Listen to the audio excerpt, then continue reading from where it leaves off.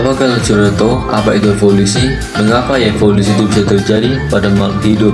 Dan faktor apa saja sih yang dapat lubang revolusi? Untuk menjawab itu semua, rumah ketujuan pembelajaran kita pada hari ini adalah sebagai berikut. Evolusi merupakan suatu proses perubahan makhluk hidup secara bertahap dan memerlukan waktu yang lama hingga jutaan tahun untuk merubah dari bentuk yang sederhana ke bentuk yang lebih kompleks. Di Indonesia terdapat dua macam evolusi. Yang pertama yaitu evolusi progresif atau evolusi yang kemungkinan dapat bertahan hidup, dan yang kedua ada evolusi regresif atau evolusi yang kemungkinan menjadi punah. Perkembangan teori evolusi yang biasanya paling sering dibahas berasal dari tiga ilmuwan. Yang pertama, teori Charles Robert Darwin.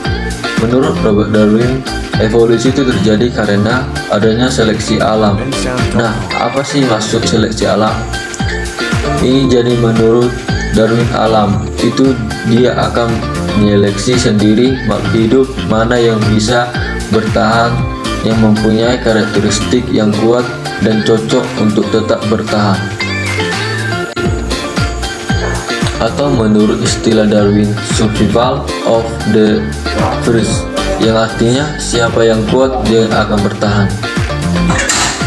Untuk membuktikan teori ini, ia memakai contoh jerapah. Menurut Darwin zaman dahulu, kala itu ada jerapah yang lehernya pendek dan ada yang lehernya panjang. Nah, berhubung makanan jerapah ini adalah daun yang ada di puncak pohon yang tinggi, jadi hanya jerapah yang berleher panjang sajalah yang bisa makan, sementara yang leher pendek ini tidak bisa makan. Akibatnya agak lama yang berleher pendek ini dia akan punah karena tidak bisa mencapai makanannya, sementara yang berleher panjang dia bisa mencapai makanannya, sehingga bisa untuk bertahan hidup dan berkembang biak untuk menambah generasi selanjutnya. Kemudian ada lagi teori dari ilmuwan lain, yaitu Chandler is market atau yang biasa kita sebut dengan lama-lama. Aksi ini mempunyai teori yang berbeda dengan Darwin jadilah. Maka beranggapan bahwa evolusi terjadi karena adaptasi akibat pendidikan yang diturunkan dari generasi ke generasi yang didasarkan pada penggunaan dan tidak digunakannya organ atau menurut istilahnya untuk membuktikan teorinya. Ini dia juga memakai contoh yang sama, yaitu jerapah. Tapi bedanya dengan Darwin, Tamaki itu berpendapat bahwa jerapah yang ada di zaman dulu semuanya berleher pendek. Nah, mengapa leher jerapah yang sekarang bisa panjang? Jadi menurut Lamar, jerapah berleher pendek ini tidak bisa mencapai makanannya yang ada di tempat tinggi, maka mereka akan lehernya atau merenggang lehernya secara terus menerus, sehingga membuat leher jerapah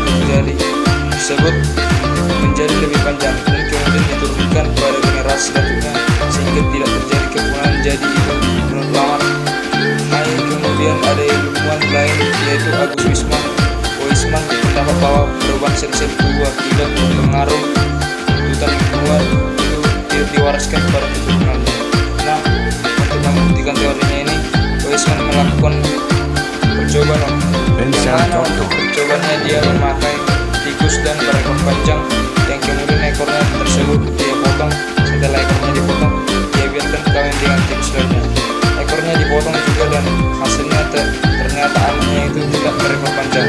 Kemudian yang anaknya ini dia lakukan percobaan juga, diulang-ulang percobaan sampai 21 kali.